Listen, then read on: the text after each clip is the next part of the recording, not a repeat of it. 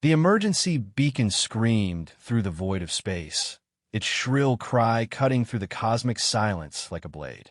Captain Sarah Chun of the UES Meridian rubbed her tired eyes as she stared at the holographic display floating before her command chair. 3 days of deep space patrol had yielded nothing but asteroid debris and cosmic dust, but this signal was different. It carried the unmistakable signature of a distress call. "Lieutenant Rodriguez, what's our distance to the source?" Sarah asked, her voice carrying the authority earned through 15 years of command. "Approximately 2 light hours, Captain. The signal appears to be coming from the Kepler 442 system, specifically the 4th planet." Rodriguez's fingers danced across his console, pulling up stellar charts and navigation data. Sarah frowned.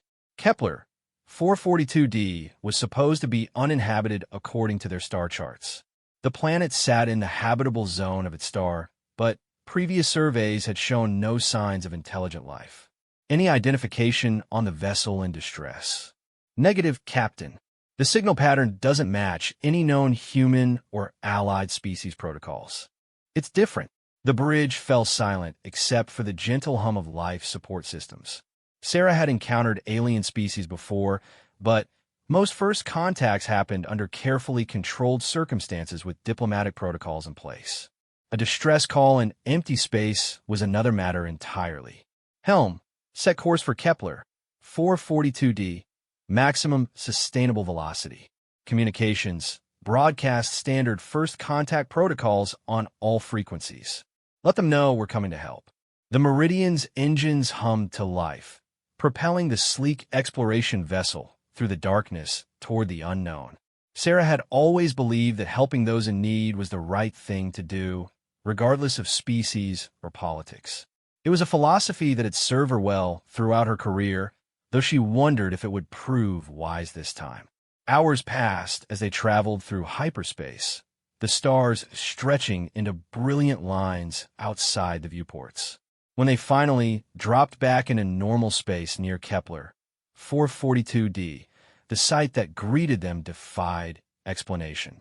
"Captain, I'm reading a massive vessel on long-range sensors," Rodriguez reported, his voice tight with excitement and concern. It's enormous, easily 10 times the size of our largest battleships."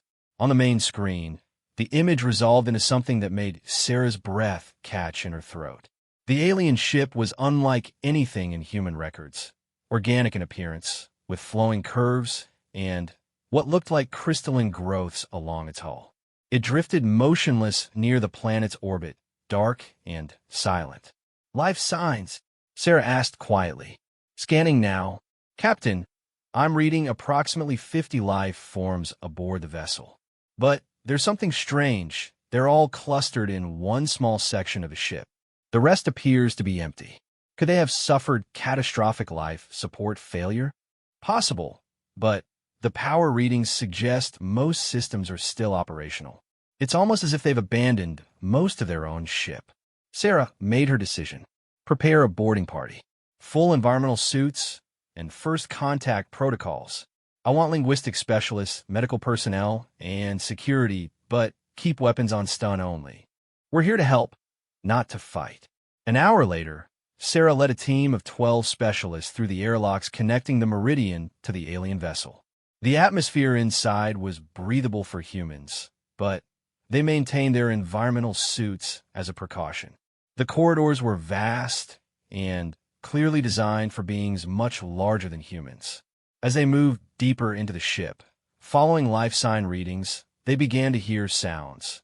Not the mechanical hums of a starship, but something else. Something that made Sarah's heart skip a beat. "Captain," whispered Dr. Jennifer Walsh, the team's xenobiologist, "are those children crying?" The sounds grew clearer as they approached the source of the life signs. Through a massive doorway that dilated open at their approach, they entered what could only be described as a nursery. But instead of human children, the space was filled with small, furry creatures that looked remarkably like wolf cubs, though they stood upright and showed clear signs of intelligence. The cubs, for lack of a better word, were huddled together in groups, their large eyes reflecting fear and confusion. Some were indeed crying, making soft, whimpering sounds that tugged at every human heart present. They appeared to be between the equivalent ages of 5 and 12 in human years, based on their size and behavior. "My God," Dr. Walsh breathed, slowly removing her helmet despite protocol. "They're just children." One of the cubs, braver than the rest, approached Dr. Walsh cautiously. It spoke in a series of growls and barks, but there was clearly intelligence and desperation in its voice. The translation software in their suits began working overtime, picking up emotional patterns and linguistic structures. Captain Lieutenant Kim Park, their linguist, spoke urgently. "The translation matrix is starting to parse their language. Basic concepts are coming through. I think they're asking where their parents are." Sarah felt her heart clench. She had children of her own back on Earth, and the sight of these frightened alien cubs stirred every protective instinct she possessed. "How many of them are there?" "I count 47 cubs, Captain." Ages appear to range from very young to adolescent. "And no adults?" "None that I can detect. The ship's computer logs might tell us more, but it would take time to interface with their systems." As if summoned by their conversation, a holographic image suddenly appeared in the center of the nursery. It showed a massive, wolf-like being standing upright, easily 8 feet tall with intelligent golden eyes. The image spoke in the same language as the cubs, but with deeper, more authoritative tones. The translation software worked frantically, and slowly, words began to form in their helmet displays. "If you are hearing this message, then I am likely dead or captured. My name is Karath, Alpha of the Drakmari pack ship Moonhowl. We were attacked by the Hegemony's hunter-killers 3 days ago. Our engines are damaged, our warriors dead or dying. I have one final request of whoever finds this ship." The image of Karath looked directly at them, as if he could see through time. "My cubs are innocent. They have done nothing to deserve the fate that awaits them if the Hegemony finds them first. I go now to lead the enemy away, to buy them time. If you have any compassion in your hearts, please take care of them." The hologram flickered and died, leaving the boarding party in stunned silence. Around them, the cubs had gathered closer, as if they understood what they had just witnessed. Several of the younger ones were crying openly now. "Captain," Dr. Walsh said softly, "we can't leave them here. If this hegemony he mentioned is hunting them." Sarah nodded grimly. She had suspected this moment would come from the instant they had detected the distress call. Sometimes, helping those in need meant making difficult decisions without the luxury of consulting command. "Start preparing the cubs for transport to our ship. We need to set up temporary quarters and figure out their dietary and medical needs. Lieutenant Park, I want you working around the clock to establish better communication." "Ma'am, shouldn't we contact Earth Command first?" Taking on 47 alien children is a significant diplomatic decision. Sarah looked at the cubs clustered around Dr. Walsh, who was already kneeling among them and speaking in gentle tones despite the language barrier. "Sometimes, Lieutenant, doing the right thing can't wait for committee approval. We'll deal with the politics later. Right now, these children need our help." The next several hours were a whirlwind of activity. The Meridian's crew worked tirelessly to accommodate their unexpected guests. The ship's recreational facilities were converted into temporary living spaces, and the medical bay was expanded to handle non-human physiology. Dr. Walsh proved to have a natural gift for working with the cubs. Despite the language barrier, she managed to communicate basic concepts through gestures and tone of voice. The cubs, hungry for any kind of adult attention and reassurance, gravitated toward her and the other humans with surprising trust. "They're remarkably adaptable," Dr. Walsh reported to Sarah in her ready room. "Their intelligence levels appear to be equivalent to human children of similar developmental stages. They understand that their situation has changed, but they're not panicking. It suggests a species with strong social bonds and natural resilience." "What about their physical needs?" "Omnivorous, like humans. Their nutritional requirements are close enough to ours that our food synthesizers can accommodate them with minor adjustments. The medical scans show they're in good health, though several of the younger ones are showing signs of stress. Sarah nodded. And linguistically, Lieutenant Park has made remarkable progress. The cubs are eager to learn, and several of the older ones are already picking up basic English words. Their own language appears to be quite sophisticated, complex grammatical structures with emotional and social context embedded in the syntax. Through the viewport of Sarah's ready room, the massive Drakmary ship hung in space like a monument to tragedy. Long-range sensors had detected no sign of the Alpha's ship or the enemy vessels he had mentioned.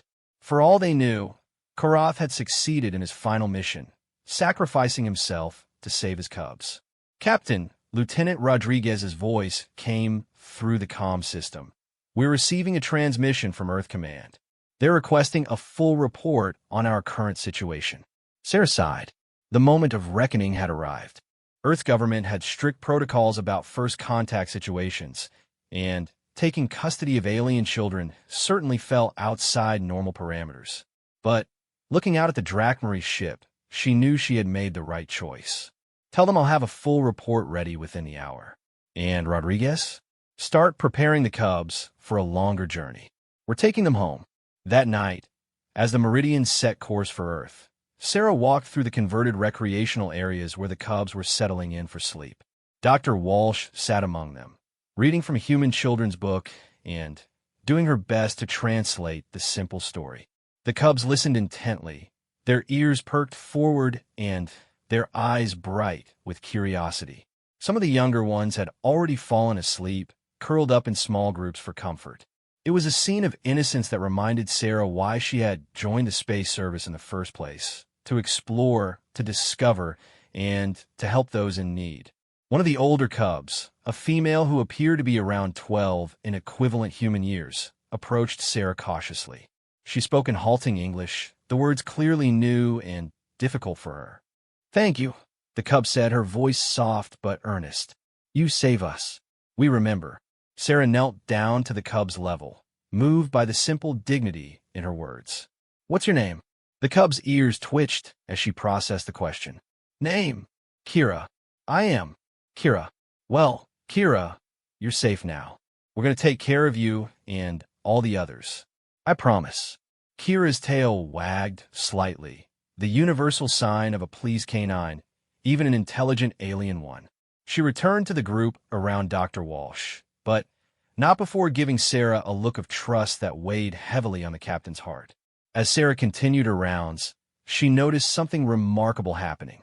The human crew members off duty were gravitating toward the cubs, helping with language lessons, sharing meals, and even participating in what appear to be games.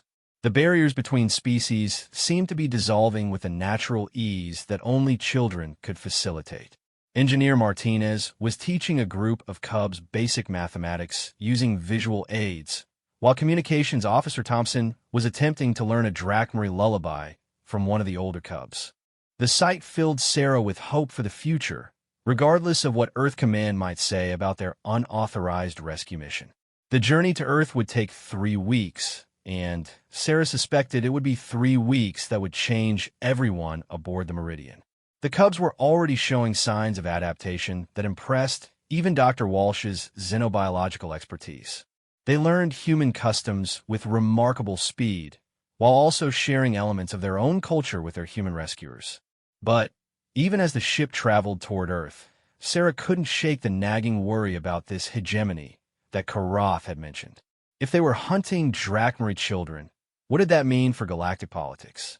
And what would happen when they discovered that humanity had taken the cubs under their protection? Those answers would have to wait.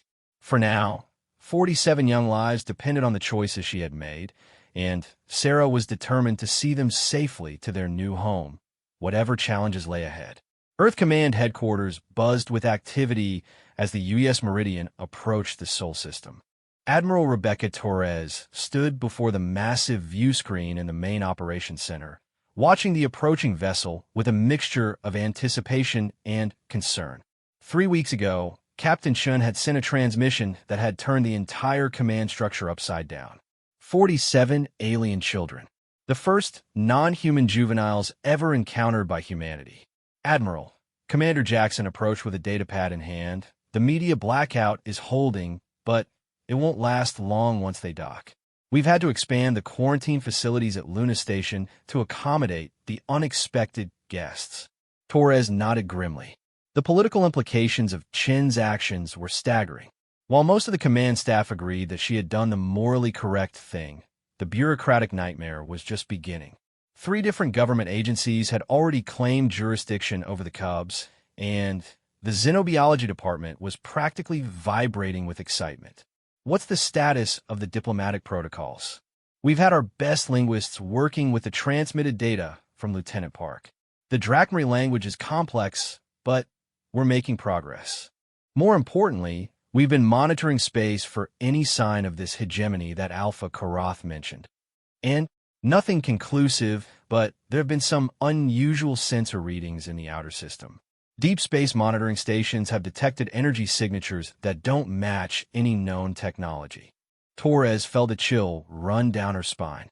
If hostile aliens were already monitoring Earth, then Chen's rescue mission might have inadvertently painted a target on humanity's back. Aboard the Meridian, Captain Sarah Chun stood in what had once been the ship's main recreational facility and was now effectively an alien orphanage. The transformation over the past 3 weeks had been remarkable. The Cubs had not only adapted to life aboard a human vessel, but had begun to thrive in ways that surprised everyone. Kira, the 12-year-old female who had been among the first to learn English, was now effectively serving as a translator for the younger Cubs. Her language skills had progressed at an astounding rate, and she had become something of a leader among the children. Captain Chun, Kira approached with her characteristic mix of formality and affection. The little ones are frightened about the new place. Peck says the human pack leaders might separate us. Sarah knelt down to Kira's eye level, a habit she had developed over the weeks. The Cubs responded better to humans who made themselves smaller and less intimidating. Kira, I want you to understand something very important. My people have a saying, a promise is a bond. When I told you that we would take care of you, I made a promise. Breaking promises is one of the worst things a human can do. Kira's ears perked forward attentively.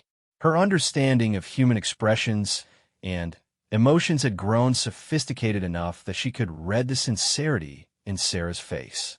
But will they believe us when we tell them about the hegemony? About what happened to our pack? It was a question that had been weighing heavily on Sarah's mind. The Cubs' stories about their attackers were troubling. According to their limited descriptions, the hegemony appeared to be a militaristic alliance of multiple species that viewed younger races as either resources to be exploited or threats to be eliminated. The Drachmary, according to Kira and the other older Cubs, had been spacefaring for only a few centuries. They were a proud but peaceful people, organized in pack-like family structures that traveled between star systems in massive generational ships. They had no desire for conquest or expansion, only the freedom to roam the galaxy as their ancestors had roamed planetary wildernesses. But the hegemony, it seemed, viewed any independent species as a potential threat to their control. Kira, I want you to help me with something. When we reach Earth, there will be many humans who want to hear your stories. Some of them will be kind, like Dr. Walsh, but others might seem cold or unfriendly.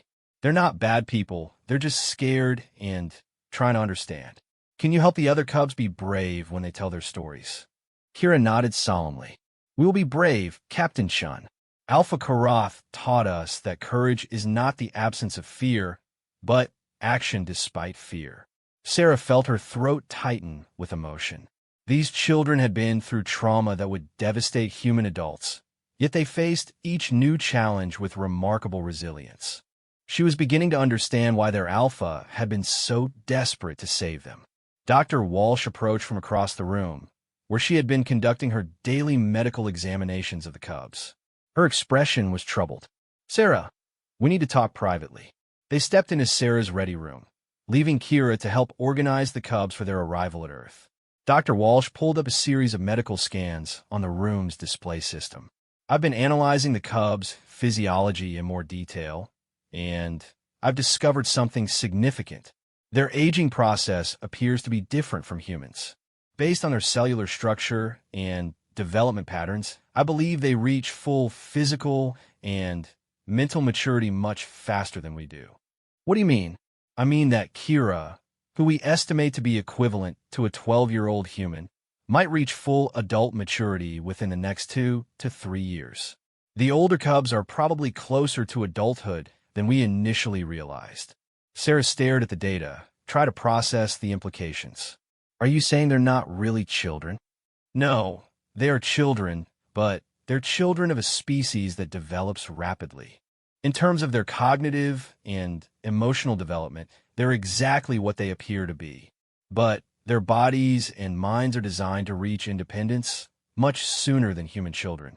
This information added another layer of complexity to an already complicated situation. If the cubs are going to mature rapidly, then any integration into human society would need to account for that fact. There's something else, Dr. Walsh continued. I've been monitoring their social behaviors, and they're naturally organizing into pack structures even here on the ship. Kira has emerged as an alpha in training, and the others defer to her judgment. It's not just learned behavior. It appears to be instinctual. Is that a problem? Not necessarily, but it means they're not just alien children. They're alien children with the genetic programming to become leaders and warriors. Earth Command needs to understand that. Before Sarah could respond, the ship's communications system crackled to life. Captain Shun, this is Earth Command. You are cleared for docking at Luna Station. Prepare your passengers for immediate transfer to quarantine facilities. Sarah sighed. She had hoped for more time to prepare the cubs for what was coming. Luna Station was a sterile, clinical environment, exactly the wrong place for children who needed reassurance and stability.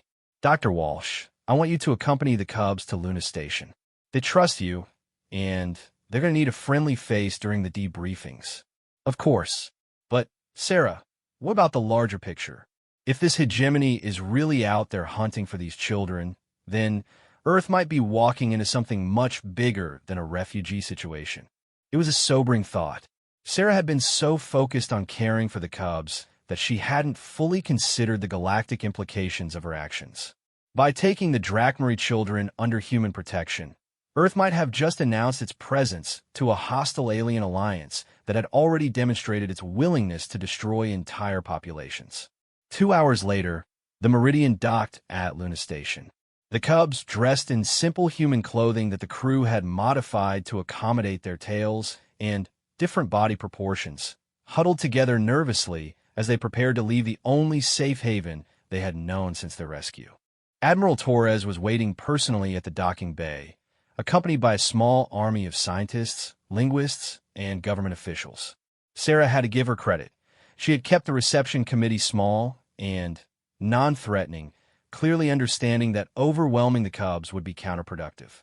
Kira was the first to step off the ship, her head held high despite her obvious nervousness. She looked around at the assembled humans with the same careful assessment Sarah had seen her use when evaluating new situations aboard the Meridian. "Welcome to Luna Station," Admiral Torres said, her voice gentle but formal. "I'm Admiral Torres. Captain Chun has told us much about you and your packmates." Kira tilted her head, processing the words. Her English had become remarkably sophisticated, but formal speech patterns still required concentration. "Thank you, Admiral Torres. I am Kira, daughter of Beta Nara of the Moonhowl Pack. We are grateful for your pack's protection." The direct, formal introduction caught several of the officials off guard. They had expected frightened, alien children, not a composed young leader conducting diplomatic protocol. As the other cubs filed off the ship, maintaining perfect formation behind Kira, Admiral Torres began to understand what Captain Chan had tried to convey in her reports. These were not helpless refugees. They were the next generation of a warrior culture, displaying discipline and courage that would be impressive in adult humans. The youngest cub, a 5-year-old named Tech, stumbled slightly as he left the artificial gravity of the ship. Without missing a beat, the cub behind him steadied Tech and helped him regain his footing. The entire group maintained their formation without a single word of command. "Impressive," murmured Dr. Elizabeth Hoffman, Earth's leading xenopsychologist. "They're displaying pack cohesion behaviors that suggest advanced social organization. These aren't just individual children. They're a functioning social unit." As the group was led through the station's corridors toward the prepared quarters, Admiral Torres walked beside Kira. "Kira, Captain Chun tells me that you've been helping the younger cubs adapt to human customs. That shows great leadership. Alpha Korath taught us that leadership is service to the pack. The small ones depend on the older cubs to keep them safe and help them learn. And what do you think of humans so far?" Kira was quiet for several moments, clearly giving the question serious thought. "Humans are strange pack animals. You care for cubs that are not your own blood, and you show kindness to strangers. Captain Chin's pack took great risks to save us when they gained nothing from our survival. This is unusual but good." Admiral Torres felt a mixture of pride and concern at the assessment. Kira's ability to analyze human behavior with such clarity was remarkable for someone so young, but it also suggested capabilities that Earth's officials needed to take seriously. The quarters prepared for the cubs were spacious and comfortable, designed to accommodate both their physical needs and their pack-oriented social structure. The rooms were connected by common areas that would allow the cubs to maintain their group cohesion while still having privacy when needed.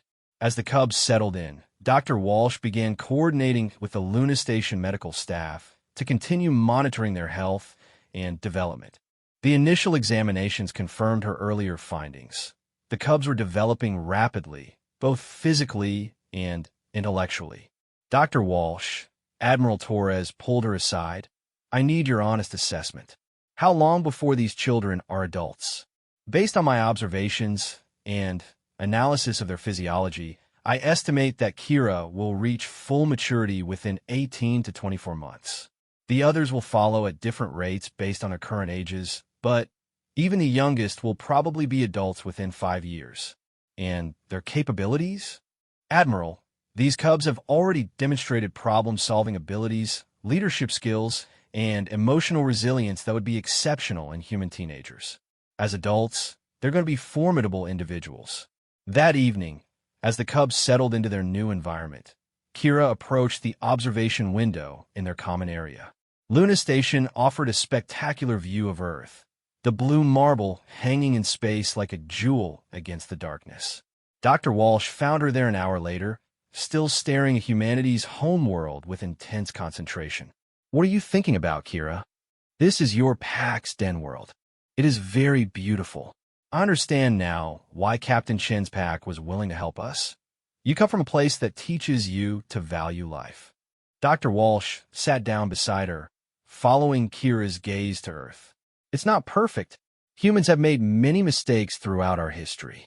But yes, we try to do what we think is right. The hegemony believes that strong packs should dominate weak ones. They cannot understand why humans would protect cubs that are not their own." Kira's voice carried a weight that seemed far too mature for her apparent age. "Kira, do you think the hegemony will come looking for you?" The young Drakmari was quiet for a long moment. Alpha Karath believed they would. He said that the hegemony fears what we might become if we are allowed to grow strong. They prefer to eliminate threats while they are still small. Dr. Walsh felt a chill at the matter-of-fact way Kira discussed such violent concepts. "And what do you think you might become?" Kira turned to look at her directly, her large eyes reflecting the light from Earth. "We will become what our Alpha hoped we would become. Strong enough to protect ourselves and those who show us kindness. Brave enough to stand against those who would harm the innocent." It was a declaration that sounded like a vow, and Dr. Walsh suddenly realized that Earth might have gained much more than a group of refugee children. They might have gained future allies in a conflict they didn't even know they were about to enter. Over the following weeks, as the cubs adapted to life on Luna Station, their development continued to exceed all expectations. They absorbed human knowledge with voracious appetite, learning not just language and customs but technology, science, and philosophy. But perhaps more importantly, they began to understand human military organization and tactics. The older cubs spent hours studying Earth's history of warfare, particularly focusing on how smaller forces had defeated larger ones through superior strategy and coordination. Admiral Torres watched these developments with growing awareness that humanity's first contact with alien children was rapidly becoming preparation for something much larger. The cubs weren't just learning to live among humans, they were learning to fight alongside them.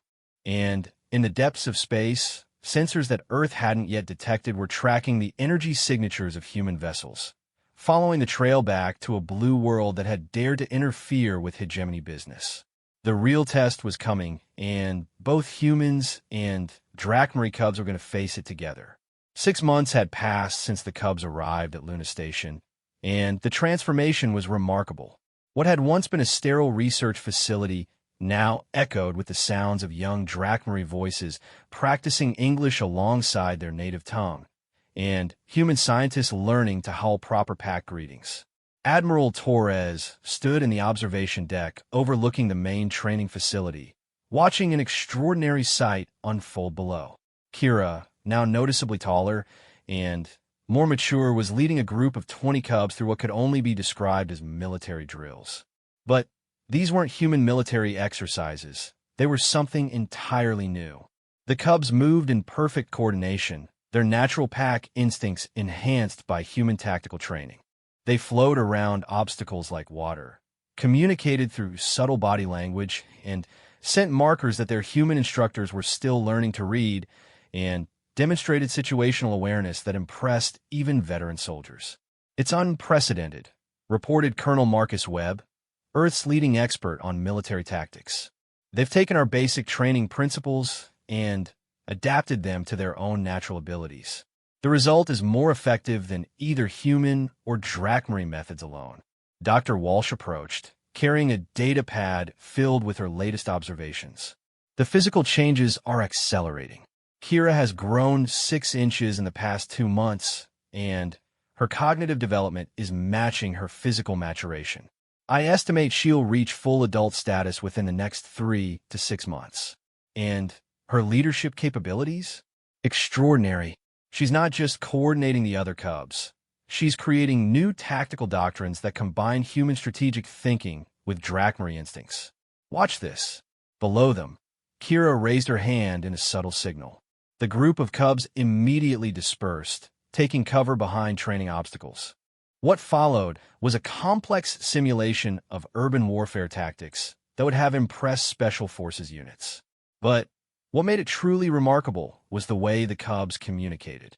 They used a combination of human hand signals, Drachmarie scent markers, and vocalizations pitched too low for human ears to detect. The result was a communication system that was virtually invisible to outside observers. "They're preparing for something," Admiral Torres observed.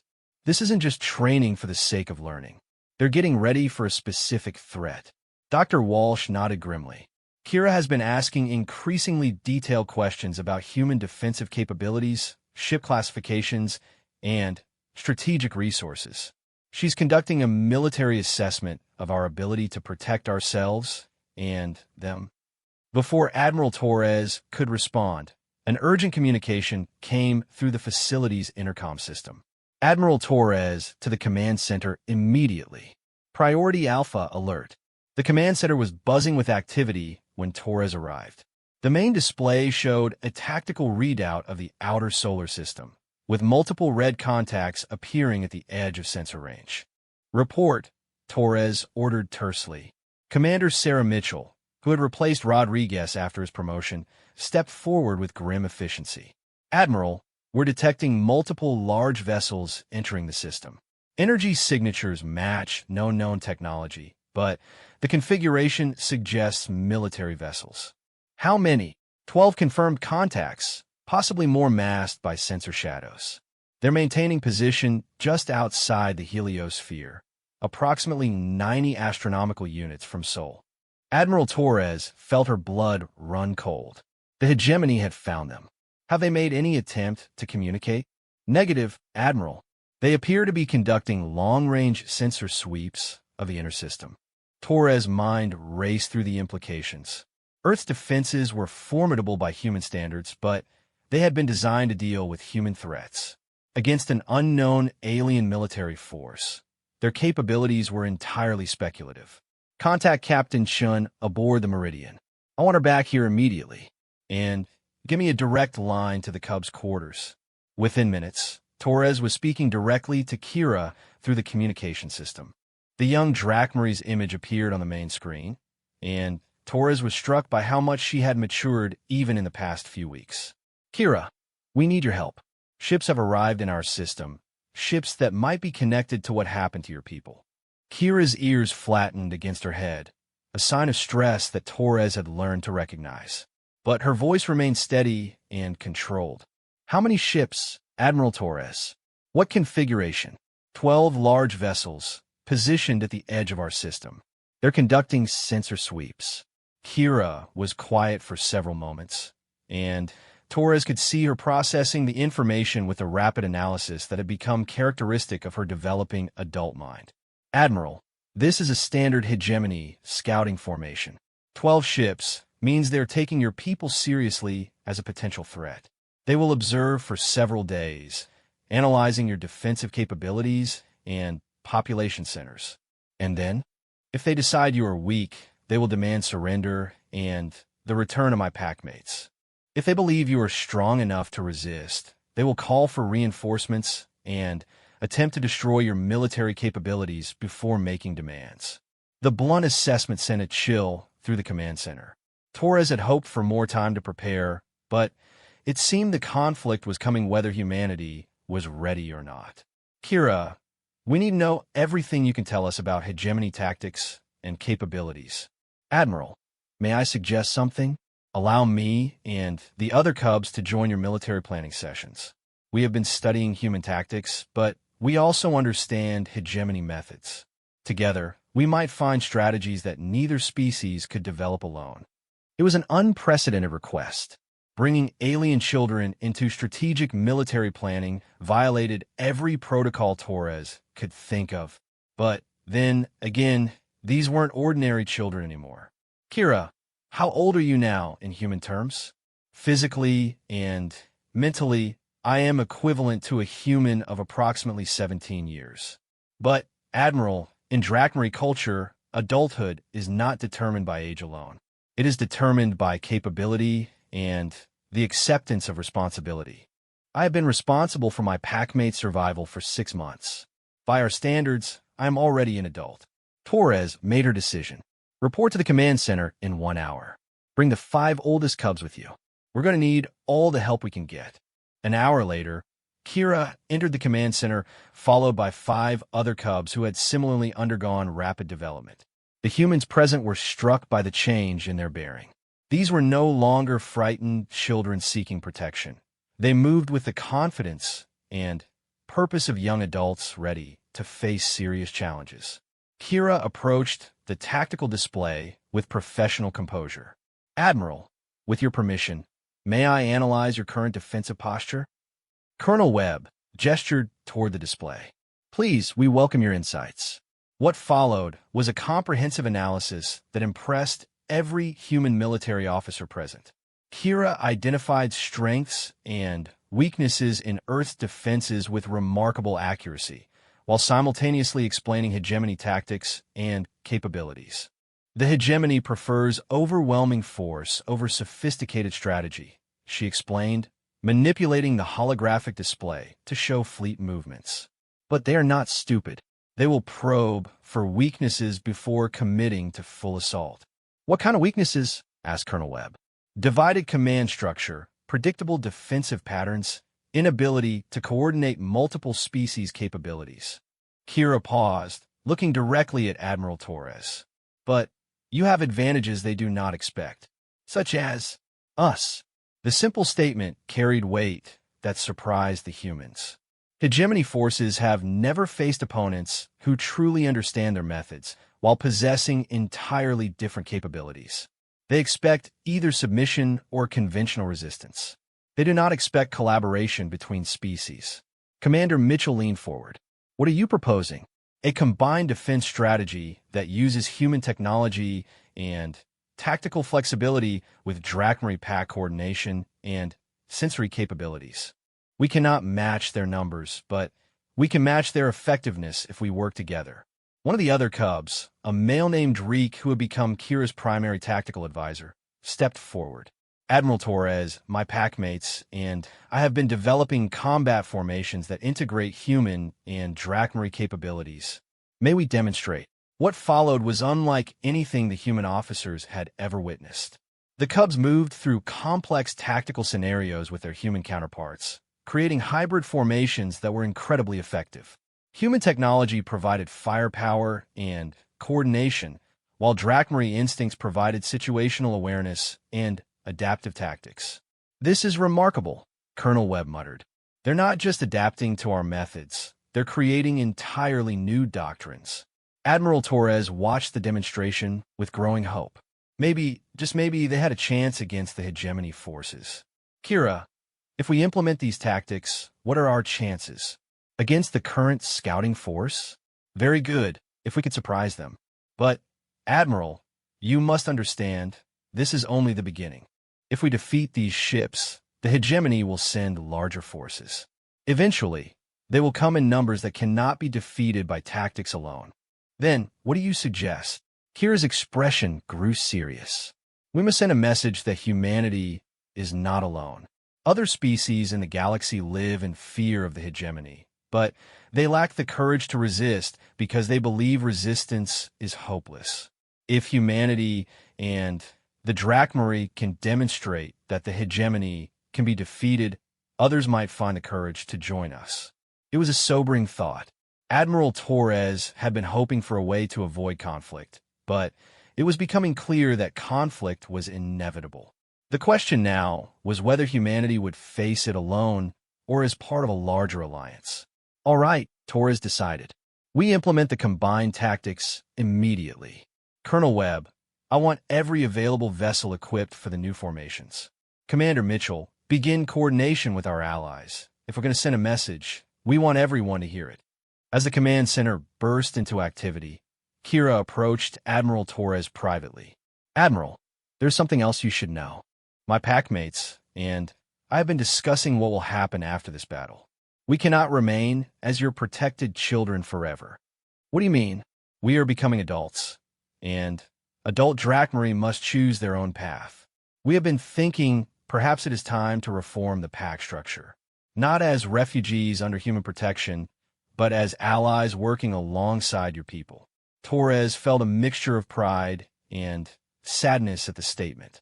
The cubs had indeed grown up, and they were choosing to stand and fight rather than remain in safety. Kira, whatever you and your pack decide, you'll have humanity's support.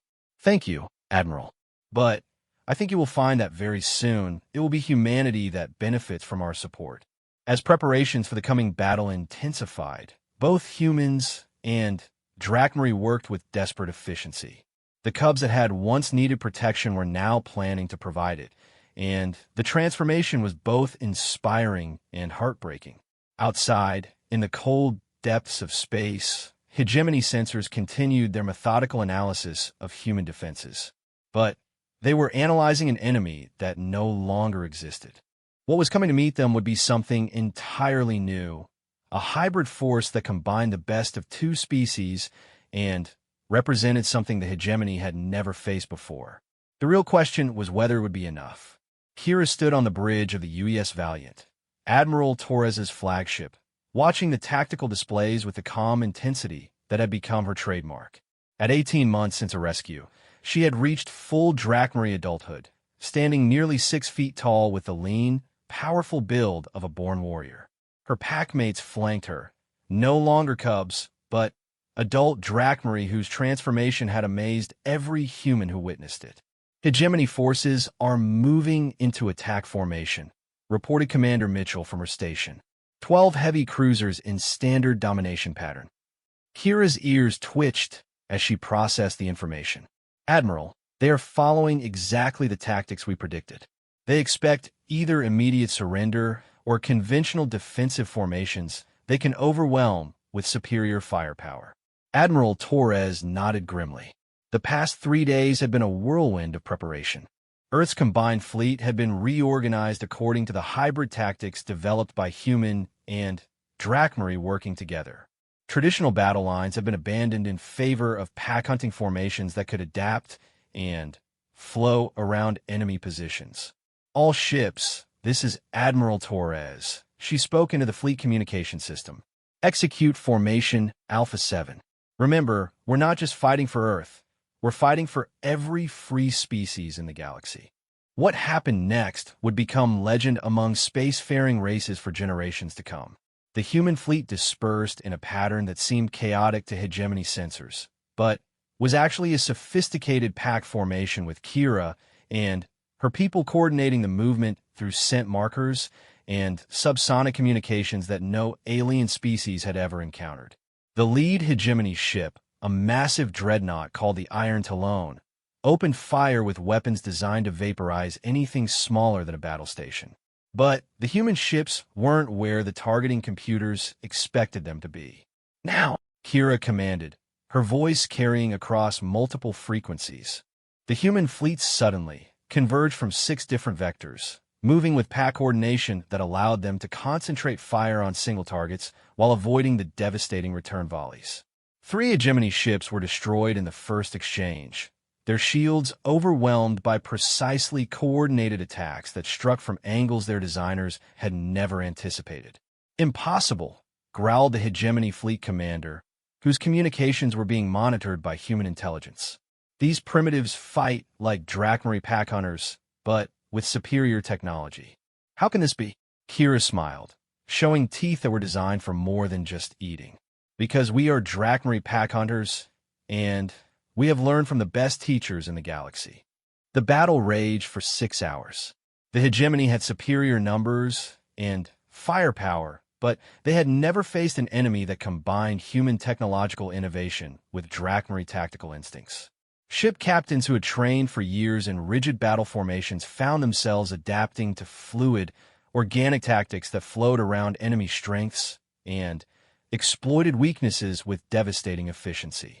Captain Shun, now commanding a destroyer squadron, executed a maneuver that would have been impossible without Drachmary sensory input. Her ships moved through an asteroid field using pack coordination to avoid detection, then emerged behind the enemy formation for a devastating surprise attack. But the most remarkable moment came when the hegemony commander, desperate to break the human formations, targeted Luna Station directly with planet-killer weapons. Kira was there, leading a pack of human and Drachmary ships in perfect coordination, intercepting the massive energy beams with precisely timed shield overlays that no single species could have achieved.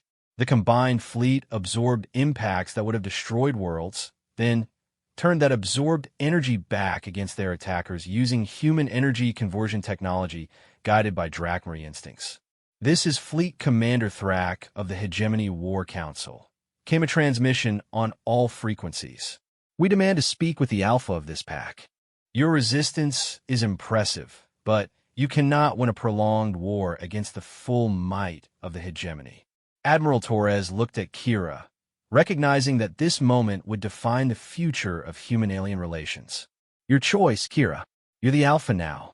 Kira stepped forward to the communication station, her bearing reflecting the dignity and strength that had been growing since her rescue. When she spoke, her voice carried across space to both the hegemony fleet and monitoring stations throughout the galaxy. I am Kira, daughter of Beta Nura, student of Alpha Karath, and adopted daughter of the human pack. You destroyed my birth pack, scattered my people, and hunted children across the stars. But you made a mistake. You taught us that the galaxy is not safe for free peoples while the hegemony exists. The hegemony commander's voice carried disbelief. Impossible. The Drachmary pack ships were destroyed. We left no survivors. You left 47 survivors, Kira replied, her voice gaining strength. 47 cubs who have grown up learning both Drachmary courage and human determination. We are the children you tried to kill, and we have returned. Around the solar system, Hidden monitoring posts belonging to dozens of species picked up the transmission. For the first time in centuries, someone was speaking to the hegemony as an equal rather than a supplicant. More importantly, Kira continued, we are no longer alone. The humans have shown us something that the hegemony cannot understand, the strength that comes from cooperation between different peoples. We offer that same cooperation to any species that chooses freedom over subjugation. The response came from sources throughout the galaxy as oppressed species heard the message and began to believe that resistance was possible. On distant worlds, underground resistance movements started planning. In hidden asteroid bases, exiled leaders began reaching out to potential allies. But the immediate battle was far from over. You speak boldly for a pack of primitives and survivors, Commander Thrax snarled. But courage cannot overcome the reality of our numbers. Surrender now, and your deaths will be swift. Counter-proposal, Admiral Torres interjected. Withdraw from our system, and your lives will be spared. The hegemony response was predictable, a massive coordinated assault with all remaining ships targeting the human command vessel. But what they struck was empty space, as the combined fleet executed an evasion pattern that seemed to violate the laws of physics. Kira had anticipated this moment. During months of preparation, she and her packmates had developed tactics that used human technology in ways that mimicked Drachmary pack hunting on a cosmic scale. Ships disappeared into sensor shadows, used gravitational effects to slingshot around planets at impossible angles, and coordinated attacks with timing so precise that enemy targeting systems couldn't track them. The final moment came when the Iron Talon found itself isolated from its support ships, surrounded by a pack formation that struck from every direction simultaneously. The massive dreadnought's shields failed under coordinated assault, and its hull cracked under the pressure of weapons fired with surgical precision. This is impossible, Commander Thrax transmitted as his ship began to break apart. No pack of mixed species should be able to coordinate like this. That's where you're wrong, Kira replied. This isn't a mixed pack. This is a new pack. Human and Drachmary, fighting as one people for the same cause. The surviving hegemony ships retreated, their formations broken, and their confidence shattered. But, more importantly, their retreat was witnessed by sensors throughout the galaxy. Species that had lived in fear for generations suddenly saw proof that the hegemony could be defeated. In the aftermath of the battle, as rescue operations commenced and damage was assessed, Admiral Torres found Kira standing alone in the observation deck of the Valiant, looking out at the stars. Regrets? Torres asked quietly. No, Kira replied. But I'm thinking about what comes next. The hegemony will send larger forces, and they'll have learned from this battle. We need to be ready. Kira turned to face her, and Torres saw in her eyes the same mixture of determination and wisdom that she remembered from Alpha Karatha's holographic message. Admiral Torres, my packmates, and I have made our decision. We're not refugees anymore, and we're not children. We're adults, and we choose to stand with humanity in whatever comes next. As allies, as family, Kira corrected. The humans saved us when we were helpless, taught us when we were ignorant, and stood beside us when we faced our enemies. By every measure that matters, we are one pack now. Torres felt tears in her eyes as she realized what Kira was saying. The 47 cubs that Captain Shun had rescued were choosing to make Earth their permanent home, but not as refugees, as full members of human society. There's something else, Kira continued. We've been monitoring communications from across the galaxy since the battle ended. 17 different species have reached out, asking about joining an alliance against the hegemony. 3 have offered to provide ships and warriors immediately. Torres stared at her in amazement. Are you saying? I'm saying that when we saved each other, we started something much bigger than either of us expected. The hegemony has ruled through fear for centuries, but today we prove that fear has limits. As if summoned by their conversation, Captain Sean appeared on the observation deck, her face showing the exhaustion and pride of victory. "Admiral, Kira, I thought you should know. We're receiving a transmission from the outer system. It's a Drachmary signal." Kira's ears snapped to attention. "Impossible. All the pack ships were destroyed." "That's what we thought too. But the signal is definitely Drachmary, and it's using military codes that are over 2 centuries old." They rushed to the communications center, where the incoming signal was being analyzed by every available linguist and cryptographer. When a message finally resolved, it showed an image that made Kira gasp in recognition. It was Alpha Karath, but not the dying leader they had seen in his final hologram. This was Karath in his prime, standing on the bridge of a massive ship with dozens of other adult Drachmary behind him. "My children!" Karath's voice carried across space with warmth and pride. "I have watched your battle from afar, and I have seen what you have become. You are no longer the cubs I left with strangers. You are adults who have brought honor to our people and strength to our new allies." Kira stepped forward, her voice trembling with emotion. "Alpha Karath? But you were dying. The ship was destroyed." "The ship you found was a decoy, little one. When the hegemony attacked, we scattered some ships to draw pursuit, others to hide and rebuild. We have spent these months gathering survivors, building new alliances, and waiting for the right moment to return." The image shifted to show a fleet of ships emerging from behind Jupiter's moons, not just Drachmary vessels, but ships of species that Torres didn't recognize, all flying together in formation. "We return to find that our children have become leaders, that humanity has proven itself worthy of trust, and that the galaxy has begun to remember what freedom means. The pack hunt is not over, my children. It has only just begun." As the combined fleet approached Earth, Kira felt a warmth in her heart that she hadn't experienced since childhood. Her birth family had survived, but more importantly, they had returned to find that she and her packmates had built something new and wonderful, a hybrid society that was stronger than either species alone. Standing between Admiral Torres and Captain Chun, watching the approaching ships, Kira understood that this was the moment when everything changed. The cubs that had been left with humans for protection were returning as adults, leading a galactic alliance against tyranny. The hegemony had created their own worst nightmare. They had forced the formation of an alliance based on cooperation rather than domination, led by species who understood both the value of individual strength and the power of working together. The war was far from over, but for the first time in centuries, the oppressed peoples of the galaxy had hope. 5 years after the first battle at Earth, the galaxy had changed in ways that even the most optimistic visionaries could never have imagined. Admiral Torres, now bearing the title of High Admiral of the Galactic Liberation Alliance, stood in the command center of Freedom Station, a massive space installation built in the asteroid belt between human and Drachmary technology. The sight before her still filled her with awe. Through the observation windows, she could see ships from 47 different species working in perfect coordination. Sleek human vessels flew alongside organic Drachmary pack ships, crystalline Alteron cruisers, and the geometric perfection of Nexaran battle platforms.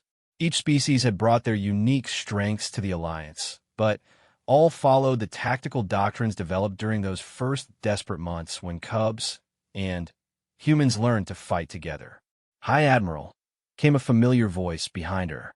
Kira approached, but she was no longer the young adult who had helped coordinate Earth's defense. At 25 human years old, she had become something unique in galactic history, the first alpha to lead a multi-species pack. Her bearing showed the confidence of someone who had never lost a battle, but her eyes still held the warmth that had made her beloved by every human who knew her. "The final assault preparations are complete. All fleet commanders report ready for the liberation of the hegemony's core systems." Torres nodded, though part of her still marveled at the changes. Kira now commanded a fleet of 3,000 ships from dozens of worlds, but she still called Admiral Torres by her human rank with the same respect she had shown as a rescued cub. "Intelligence reports? The hegemony's defensive positions are exactly as our models predicted. They've learned to adapt to some of our tactics, but they still can't comprehend cooperative strategy at this scale.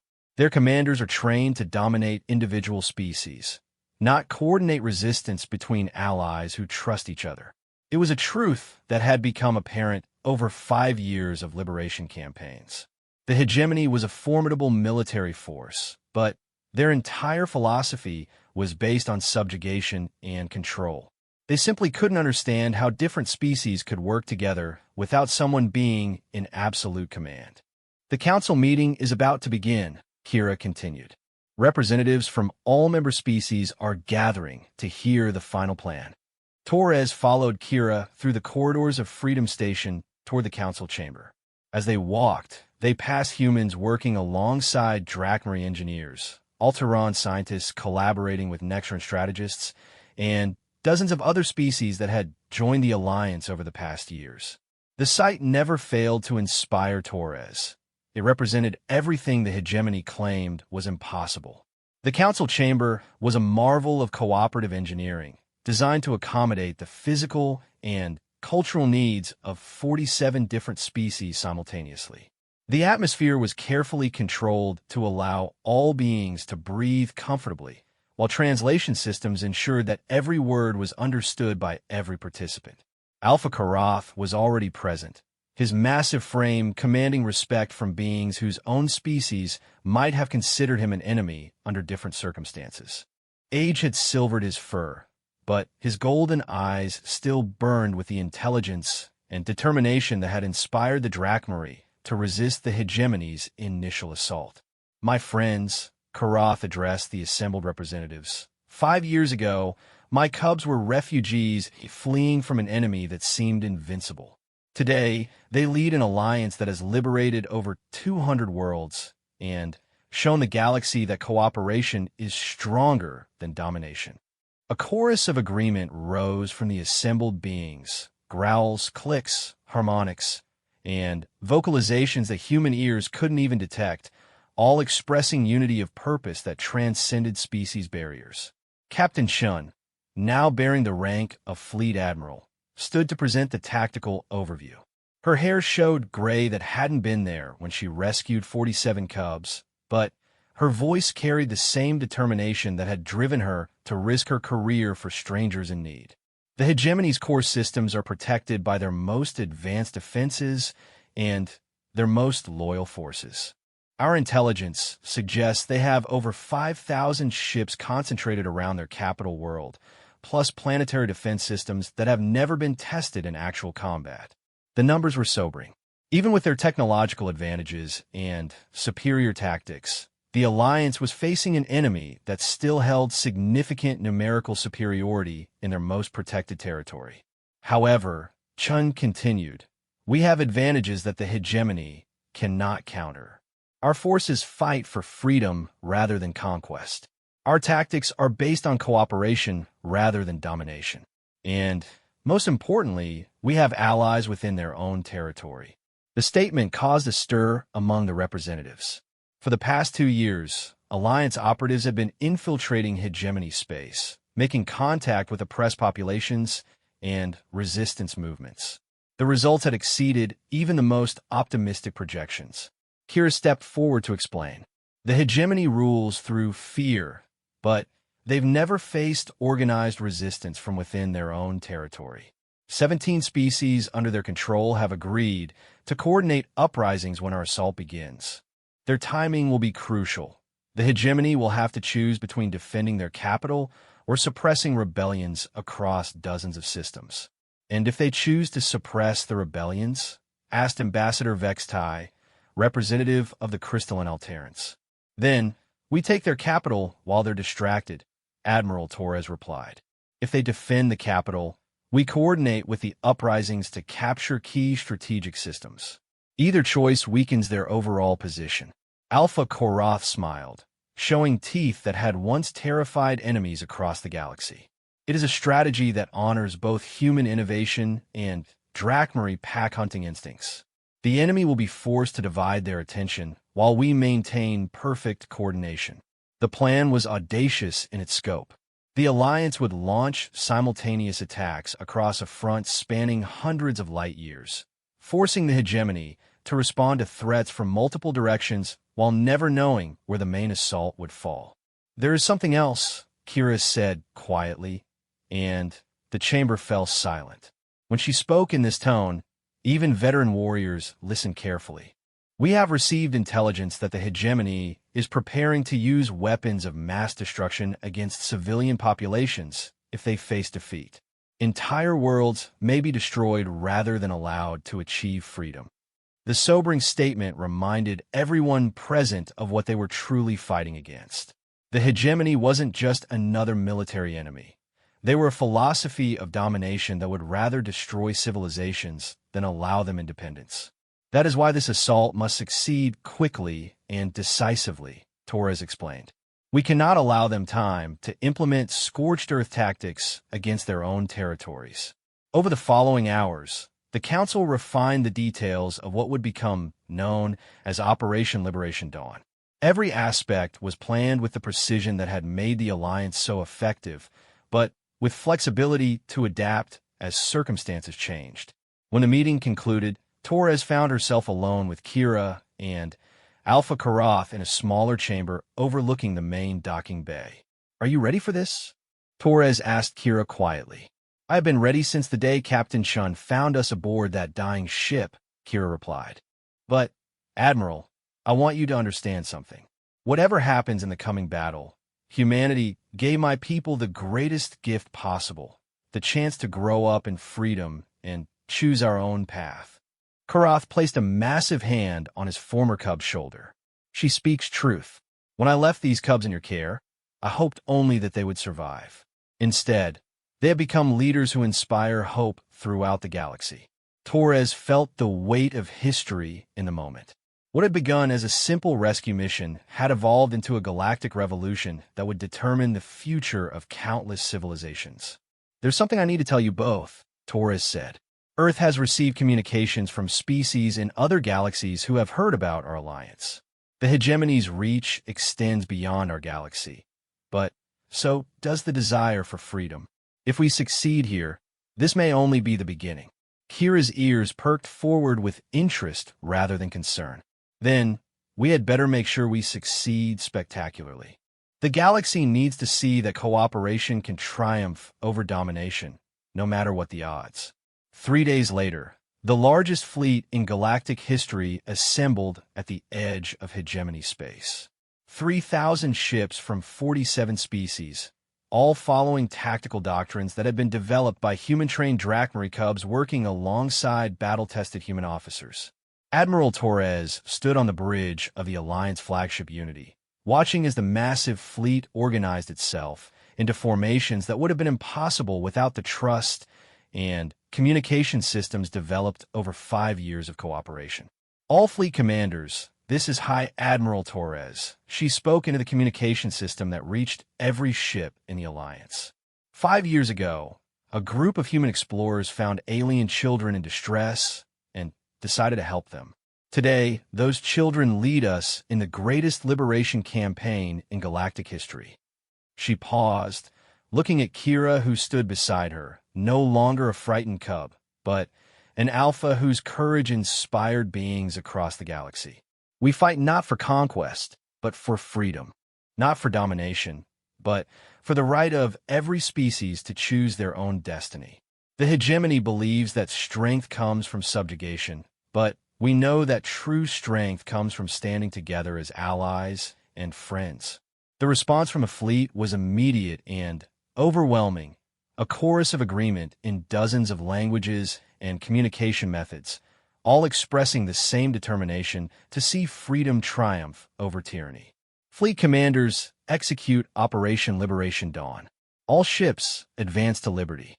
What followed was the most complex and successful military operation in galactic history.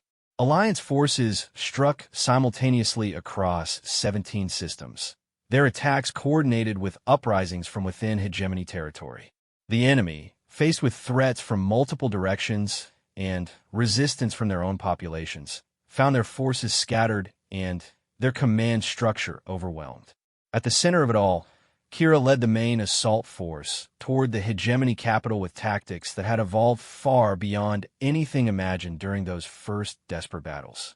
Her ships moved in formations that seemed organic yet precise, adapting to enemy responses while maintaining perfect coordination. The final battle took place in orbit around the hegemony's capital world, a fortress planet that had never been successfully attacked.